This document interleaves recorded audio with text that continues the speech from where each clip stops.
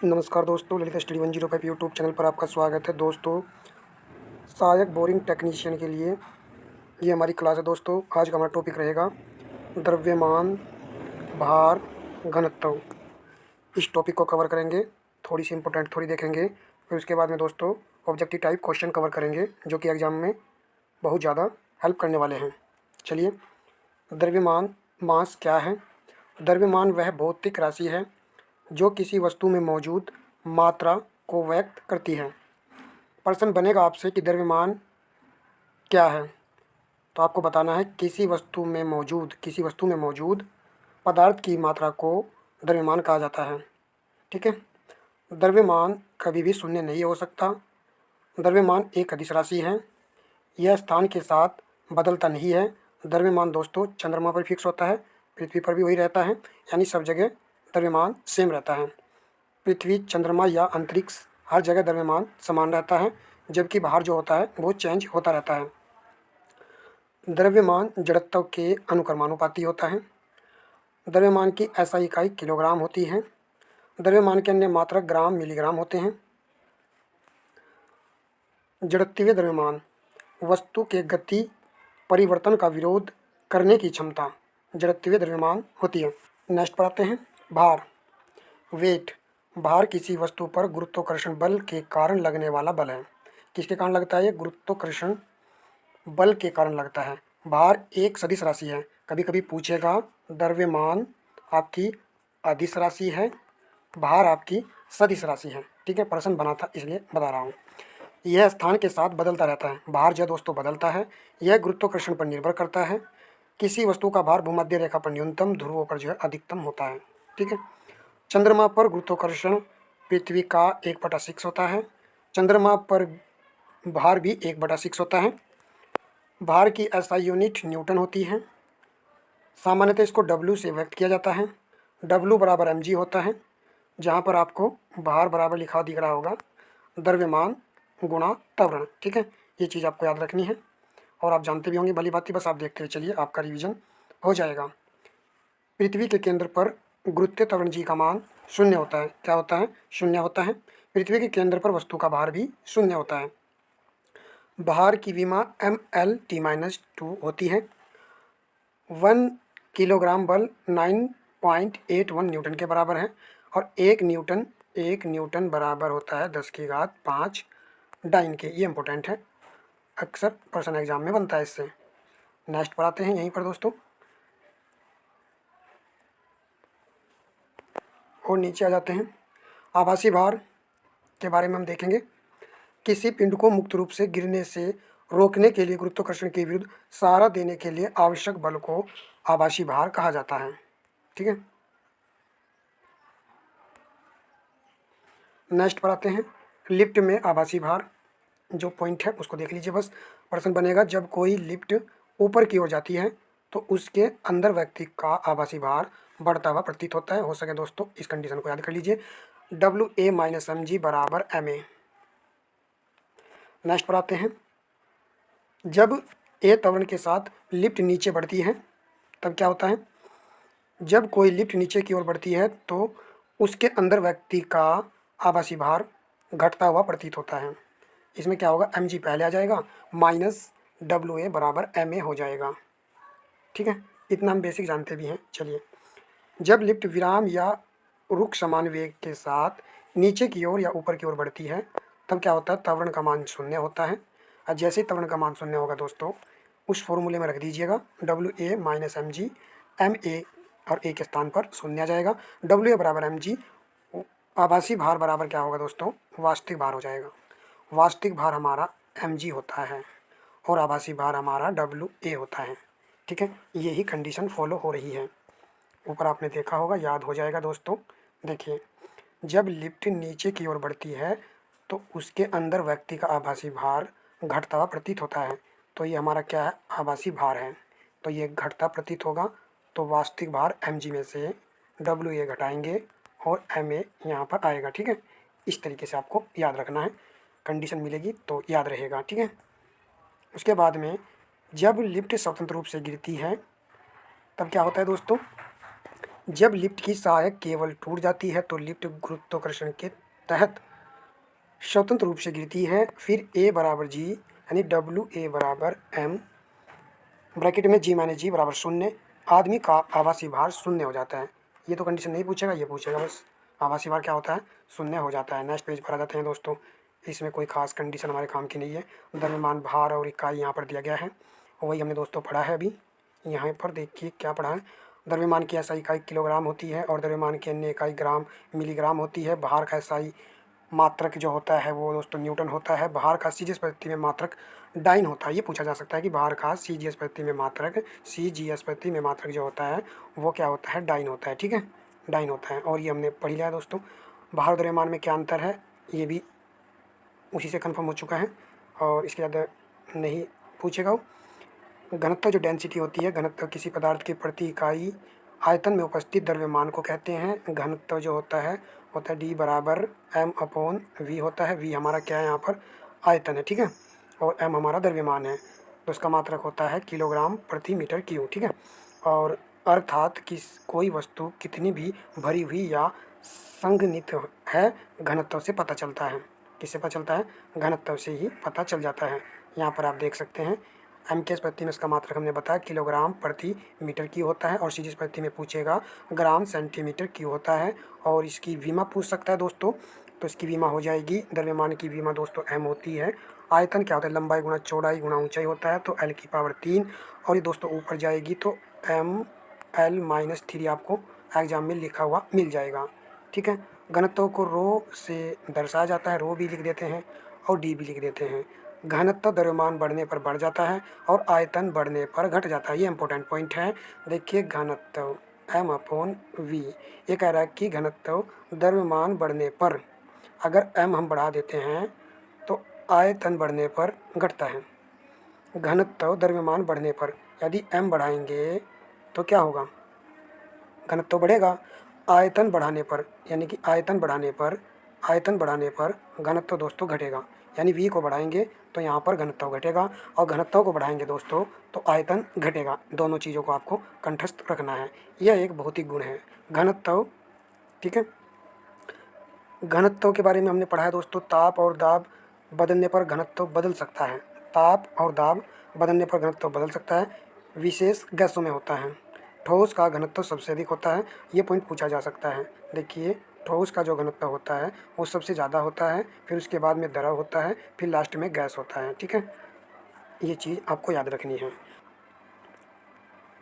चलिए यहाँ पर हम देख सकते हैं और कुछ खास बात। यहाँ पर देखिए तापमान बढ़ने पर आयतन बढ़ता है, घनत्व कम हो जाता है। इसको याद कर सकते हैं आप। तापमान बढ़ने पर आयतन बढ़ता है, घनत्व घटता है। वो तो मैंने आपको अभी बताया है, एम वी और यहाँ पर डी। यदि हम आयतन बढ़ाएंगे तो घनत्व दोस्तों घट जाएगा।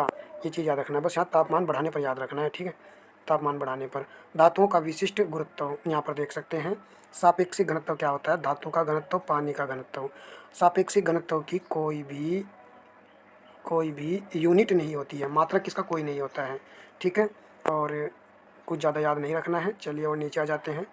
यहाँ पर देख सकते हैं विशिष्ट गुरुत्व को ही सापेक्षिक घनत्व भी कहते हैं। यानी विशिष्ट गुरुत्व लिखा जाए सापेक्षिक घनत्व, रिलेटिव डेंसिटी। ठीक है, ये एक ही बात है। ठीक है, और पानी का घनत्व 4 डिग्री सेल्सियस पर 1000 kg पर मीटर क्यूब होता है। पानी का सापेक्षिक घनत्व 4 डिग्री सेल्सियस पर 1 होता है, ये भी आपको याद रखना है। ठीक है, अगर पानी का सापेक्षिक घनत्व 1 से ज़्यादा है तो वह पानी में डूब जाएगा। सापेक्षिक घनत्व 1 से ज़्यादा है तो पानी में डूब जाएगा। और सापेक्षिक घनत्व जो है यहाँ पर क्या है, ग्रेटर देन 1 है। यदि 1 की वैल्यू सापेक्षिक घनत्व से ज़्यादा है, ठीक है, तो आपको याद रखना है पदार्थ पानी में तैरेगा। ठीक है, यानी कि सापेक्षिक घनत्व 1 से कम है तो ये पानी में तैरेगा। सापेक्षिक घनत्व मापने के लिए हाइड्रोमीटर का उपयोग किया जाता है। चलिए और यहाँ पर आ जाते हैं दोस्तों। पानी का 4 डिग्री सेंटीग्रेड सेल्सियस पर विशिष्ट गुरुत्व कितना होता है, 1 होता है, इसको याद रखना है। ठीक है, 1 होता है। और क्या ज़्यादा नहीं पूछेगा। चलिए नीचे आ जाते हैं, प्रश्न पर आ जाते हैं। महत्वपूर्ण प्रश्न है, कॉपी पेन उठा लीजिए दोस्तों और क्वेश्चनों को करना स्टार्ट करेंगे। देखिए यहाँ पर 50 ग्राम द्रव्यमान वाले उस ठोस का आपेक्षिक घनत्व ज्ञात कीजिए जिसे पानी में पूरी तरह से डुबोए जाने पर उसका वजन 10 ग्राम प्राप्त होता है। तो आपसे पूछा है रिलेटिव डेंसिटी, तो यहाँ पर आपको आपेक्षिक घनत्व निकालना है। आपेक्षिक घनत्व निकालना है तो कैसे निकलेगा दोस्तों, देखिए यहाँ पर आपका देखिए पूरी कंडीशन यदि हम यहाँ पर चलिए देख लेते हैं, जान लेते हैं। ठोस का द्रव्यमान 50 ग्राम है, ठोस के भार में कमी जो आती है 50 में से 10 ग्राम घटा देंगे तो 40 ग्राम, ठीक है, ये आपकी कमी है। विस्थापित पानी की मात्रा 40 ग्राम हो चुकी है। पानी का घनत्व 1 ग्राम पर सीसी है। ठोस आयतन ठोस का आयतन 40 सीसी है, तो ठोस का घनत्व होता है द्रव्यमान बटे आयतन, तो 50 बटे 40 1.25 ग्राम पर सीसी होता है। आपको निकालना था अपेक्षित घनत्व, ठोस का घनत्व, इसको सूत्र को याद कर लीजिए। ठोस का घनत्व पानी का घनत्व 1.25, पानी का घनत्व जो 1 होता है, इसको डिवाइड करेंगे तो ग्राम पर सीसी आ जाएगा। ये है, कोई ज़्यादा हार्ड नहीं है दोस्तों, बस ये क्वेश्चन बेहद इंपॉर्टेंट है, इसीलिए यहाँ पर थोड़ा सा हमने इसको किया है, वरना डायरेक्ट आप इसको ऐसे याद रखेंगे 50 ग्राम। बार अपेक्षित घनत्व आपको निकालना 50, और यहाँ पर पूरी तरह पानी में डुबाए जाने पर जो कमी आएगी वो देख लीजिए, यहाँ पर 10 हटाने पर 40, फिर इसको हटाएंगे और यहाँ पर सीधा सीधा ऐसे आंसर आ जाएगा, ठीक है। और ये आ गया हमारा, ठीक है, आंसर। और पानी का घनत्व जो 1 होता है डायरेक्ट बाद में डिवाइड कर देंगे, पहले ठोस का घनत्व निकाल लेंगे फिर उसका निकाल लेंगे। यहाँ पर आ जाते हैं नेक्स्ट क्वेश्चन पर। 80 न्यूटन भार वाले लकड़ी के घनाकार टुकड़े की भुजा की लंबाई सेंटीमीटर में ज्ञात कीजिए, जबकि जी का मान जो है यहाँ पर उपलब्ध है और लकड़ी का घनत्व हमको यहाँ पर 1 ग्राम पर सेंटीमीटर क्यूब में दिया गया है। तो देखिए दोस्तों, करना है हमको, और हम इसको कैसे करेंगे। बल हमको कितना दिया गया है, 80 न्यूटन जो है दिया गया है, और जी का मान हमको यहाँ पर दिया गया है इतना। और दोस्तों हमको निकालना है यहाँ पर निकालना है लकड़ी के एक घनाकार टुकड़े की भुजा की लंबाई, ठीक है। तो आप जानते होंगे F बराबर ma होता है, तो 80 न्यूटन है। m आपको यहाँ से निकाल लेना है। g का मान यहाँ पर g मान लीजिए या a मान लीजिए, त्वरणी है दोस्तों ये, तो 10 आ जाएगा। m आ जाएगा आपके पास 8, कितना आ जाएगा, 8 आ जाएगा। तो जो m आया दोस्तों ये 8 किलोग्राम आया, kg में आया है, परंतु यहाँ पर घनत्व ग्राम में दिया गया है, तो इसको किलोग्राम में हमको कन्वर्ट कर लेना है, ठीक है। और जैसे ही हम कन्वर्ट करेंगे तो यहाँ पर हमको d बराबर m/v आएगा, और हमें तो भुजा निकालनी है दोस्तों, तो यहाँ पर जो घनत्व दिया गया है वो हो जाएगा दोस्तों 1000 से मल्टीप्लाई कर लेंगे, तो यहाँ पर हो जाएगा हमारा 1000, द्रव्यमान 8 आ जाएगा और भुजा 1 की पावर 3 हो जाएगी, ठीक है, 1 की पावर 3 हो जाएगी। फिर हम क्या काम करेंगे दोस्तों, आसान है, इसको इधर ले आएंगे, 1 की पावर 3 8/1000, ठीक है। फिर इसका जो है हम कर देंगे क्यूब, 1 की पावर 3, यहाँ 2 10 की पावर 3, इसे 3 से 3 डिवाइड कर देंगे और हमारे पास आ जाएगा यहाँ पर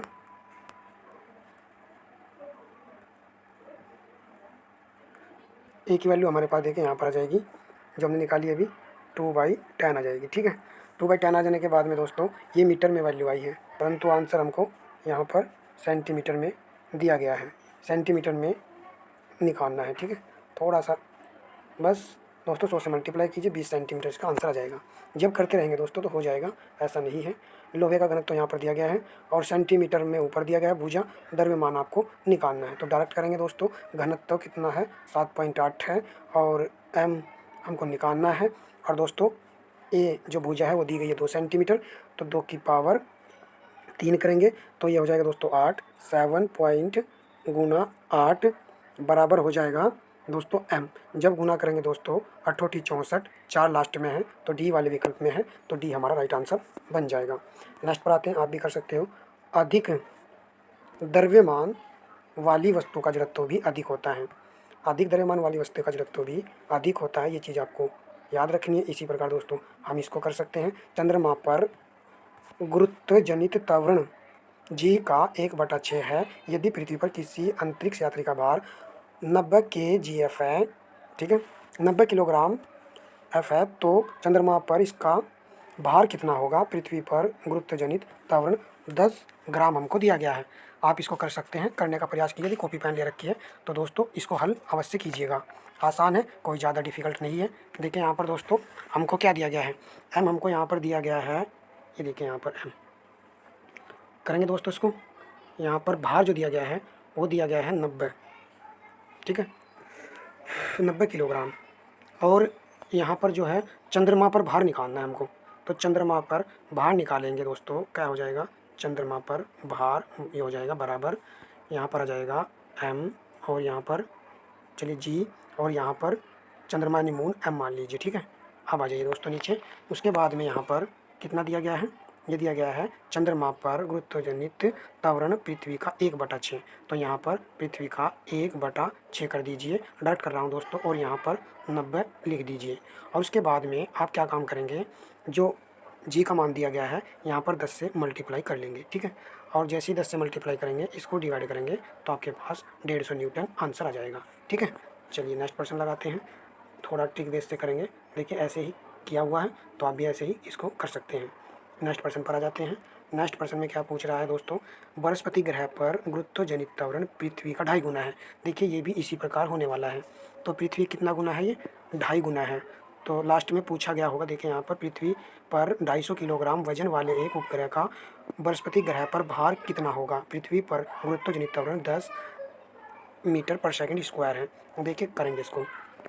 आप बताइए पृथ्वी पर भार, हम सबसे पहले इस क्वेश्चन को कहाँ से पकड़ेंगे, यहाँ से पकड़ेंगे, क्योंकि हमें बृहस्पति ग्रह पर भार पूछा है। तो बृहस्पति ग्रह पर गुरुत्वजनित त्वरण पृथ्वी का 2.5 गुना है। तो बस यहीं पर लिख लीजिए बृहस्पति ग्रह पर भार। चलिए मैं डायरेक्ट लिख देता हूँ छोटा करके। फिर यहाँ पर 2.5 गुना है, तो 2.5 कितना हो जाएगा, तो 2.5 हो जाएगा दोस्तों 5/2 लिख लेता हूँ, या फिर 2.5 लिख लिए, काट फाट के दोस्तों यही बनने वाला है। उसके बाद में ये हमारा हो जाता है, ठीक है। फिर उसके बाद में हम यहाँ क्या काम करेंगे, पृथ्वी का 2.5 गुना है, तो और पृथ्वी पर 250 किलोग्राम वजन है। कितना वजन है, 250 किलोग्राम वजन है। तो यहाँ पर 250 की मल्टीप्लाई कर दीजिए, ठीक है। और उसके बाद में दोस्तों 250 की मल्टीप्लाई हो जाएगी। फिर क्या काम करेंगे,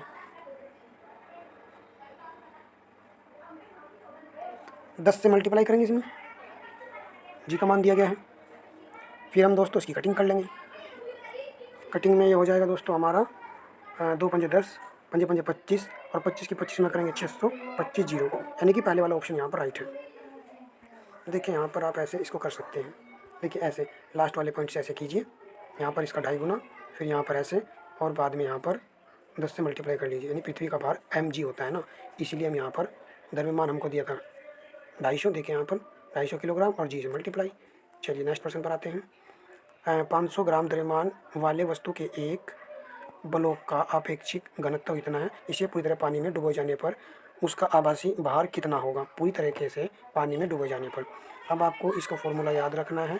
अपेक्षित घनत्व का जो फॉर्मूला होता है, अपेक्षित घनत्व का जो फॉर्मूला होता है दोस्तों, वो याद रखना है कि वास्तविक द्रव्यमान, फिर नीचे भी आपको याद रखना है वास्तविक द्रव्यमान माइनस आभासी द्रव्यमान, ठीक है।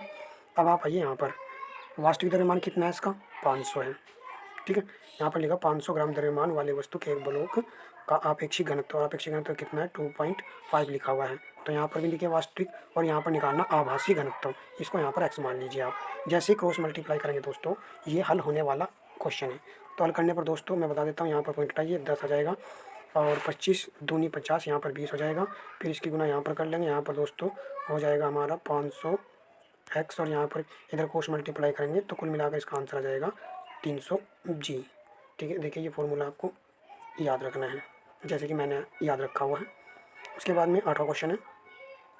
8वां क्वेश्चन आप यहाँ पर देखिए, एक समान मीटर पैमाने स्केल का वजन 50 ग्राम है और 70 सेंटीमीटर निशाने पर टिका हुआ है। इस पर 40 ग्राम द्रव्यमान को कहाँ पर रखा जाए ताकि यह संतुलित अवस्था में आ जाए। इसको यहाँ पर थोड़ा सा हम समझ लेते हैं। इस क्वेश्चन को देखिए, साम्य अवस्था में इसको कैसे करेंगे दोस्तों, यहाँ पर करने का तरीका इसका थोड़ा सा इजी बनाने के लिए आपको याद रखना है, जो 40 ग्राम द्रव्यमान पर कहाँ रखा जाए। तो यहाँ पर देखिए आप, यहाँ पर देखिए दोस्तों आप, यहाँ पर क्वेश्चन लास्ट में था, देखिए यहाँ पर 40 ग्राम द्रव्यमान को कहाँ पर रखा जाए ताकि यह संतुलित अवस्था में आ जाए। तो 40 ग्राम, यहाँ पर आप 40 ग्राम के साथ में x की मल्टीप्लाई कर लीजिए। ठीक है, सीधा सा फंडा आपको याद रखना है। उसके बाद में दोस्तों 40 ग्राम इधर आ जाएगा और आपका जो 50 ग्राम है वो दोस्तों इधर आ जाएगा। और 70 सेंटीमीटर, तो 50 और 70 का अंतर रखना है, यहाँ पर 20, डायरेक्ट करेंगे 25 आ जाएगा। ये कुछ भी प्रक्रिया समझने की जरूरत नहीं है, समझना चाहे तो आप यहाँ पर समझ सकते हैं।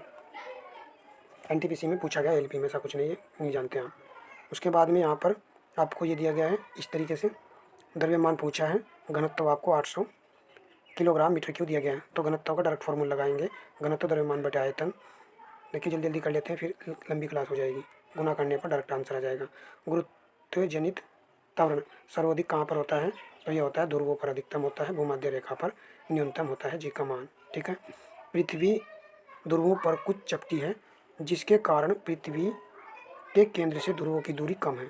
ठीक है, ये इसका रीजन है। तो ध्रुवों पर इसका मान भूमध्य रेखा की अपेक्षा सर्वाधिक होता है। पृथ्वी ध्रुवों पर कुछ चपटी है, इसीलिए जी का मान ध्रुवों पर अधिकतम होता है। इसको याद रखना है। 11वां क्वेश्चन भी देखें, यहाँ पर सीधा सीधा आपको दिया गया है, यहाँ पर न्यूटन भार वाली लकड़ी का घनत्व ज्ञात करना है और जी का मान दिया गया है। जब आपको यहाँ पर इस तरीके देगा कि लंबाई चौड़ाई ऊंचाई, तो ये आपका आयतन हो जाएगा। डी बराबर द्रव्यमान बटे वी, और यहाँ पर आपका जो दिया गया घनत्व आपको निकालना है, और आपको निकालना है एम इब्जा। एम निकालने के लिए यहाँ पर भार दिया गया है, डब्लू बराबर होता है आपका एम जी। ठीक है, एम जी होता है ना, तो 1.92, और यहाँ पर एम और जी का मान यहाँ पर 10। फिर दोस्तों इसको यहाँ पर इधर ले आएंगे,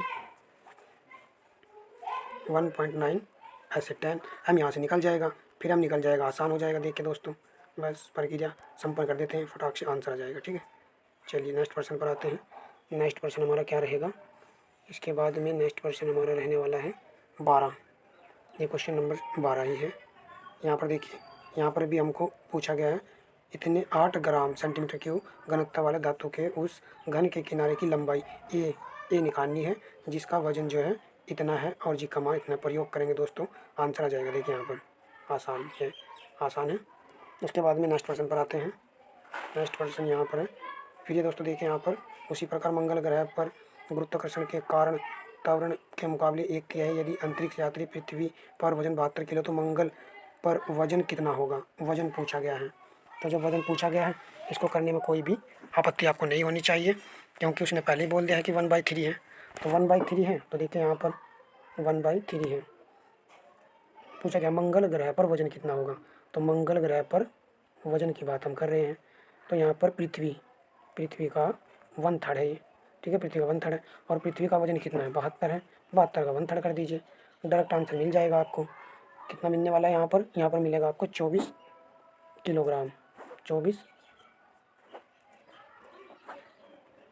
गर्मी हो रही दोस्तों काफ़ी,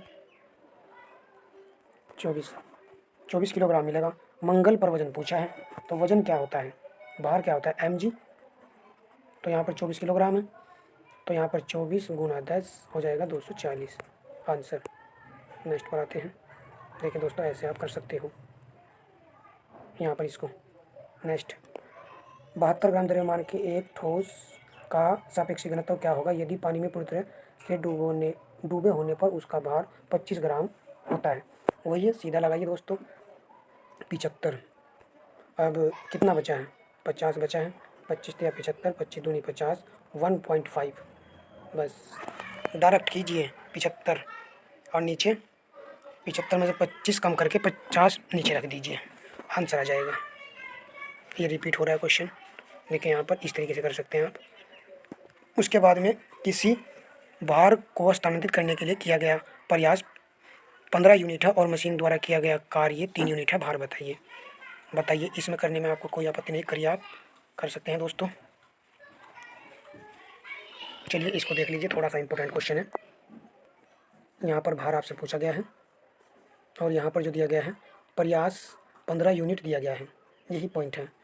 प्रयास आपको 15 यूनिट दिया गया है और कार्य आपको 3 यूनिट दिया गया है। तो कार्य यहाँ पर आप 3 यूनिट, चलिए कार्य बराबर लिख लीजिए, कार्य बराबर लिख लीजिए, याद रहेगा, भार बटे प्रयास। तो कार्य 3 है और भार आपको निकालना है प्रयास आपको दिया गया है 15, 15 × 3 = 45, तो भार बराबर हो जाएगा 45।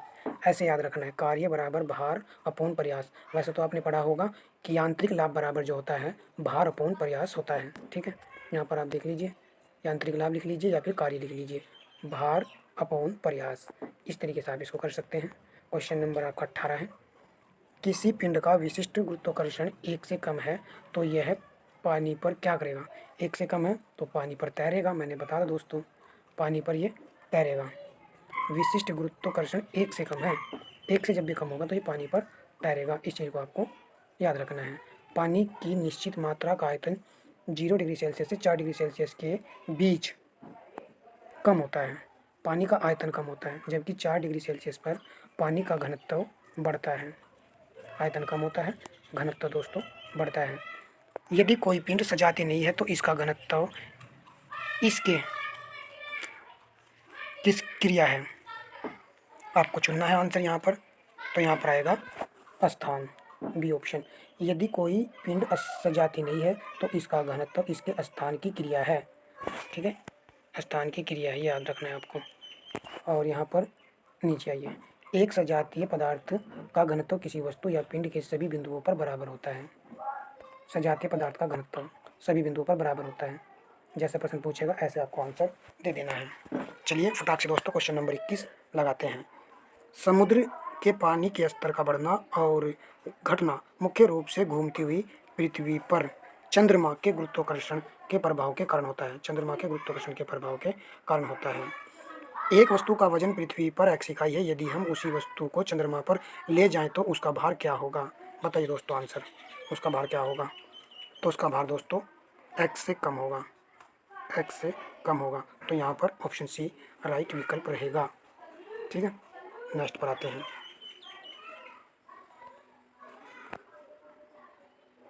एक वस्तु का वजन पृथ्वी पर x इकाई है, तो हम उसी वस्तु को चंद्रमा पर ले जाएं तो वहाँ पर भार, दोस्तों वेट पूछ रहा है, द्रव्यमान तो सेम रहता है और भार जो है घटता बढ़ता है, इसलिए यहाँ पर x से कम हो जाएगा। नेक्स्ट पर आते हैं। नेक्स्ट प्रश्न के बाद में हम देखते हैं क्वेश्चन नंबर 24। चलिए क्वेश्चन नंबर 24 लगाते हैं, ये नहीं पूछेगा। शुद्ध पानी का घनत्व लवणीय पानी के घनत्व से होता है। शुद्ध पानी का घनत्व लवण युक्त पानी के घनत्व से कम होता है। लवण युक्त पानी का घनत्व कम होता है, इसीलिए इस पर तैरना आसान होता है, क्योंकि समुद्र का पानी खारा होता है। ये भी आपको याद रखना है। शुद्ध पानी का घनत्व कितना होता है, यहाँ पर आप देख सकते हैं 1000 किलोग्राम पर मीटर क्यूब होता है, जबकि समुद्र के खारे पानी यानी लवण युक्त का औसत घनत्व 1.03 × 10³ किलोग्राम मीटर क्यूब होता है। ठीक है, ये आपको याद करना है। किसी वस्तु के द्रव्यमान घनत्व या घनत्व को उसके, तो घनत्व को किसके रूप में परिभाषित किया जा सकता है। तो घनत्व सीधी सी बात है डी, तो क्या होगा द्रव्यमान प्रति इकाई आयतन, यानी ऑप्शन ए यहाँ पर राइट विकल्प रहेगा। 25 के बाद में क्वेश्चन नंबर आप 26 कीजिए, यहाँ पर 26 कर सकते हैं। देखिए, यदि आपकी लाइक अच्छा रहा, कमेंट अच्छे रहे दोस्तों, और आपने वीडियो को लाइक शेयर किया तो मैं इसका नेक्स्ट पार्ट आपको जल्दी उपलब्ध करा दूंगा। धन्यवाद दोस्तों।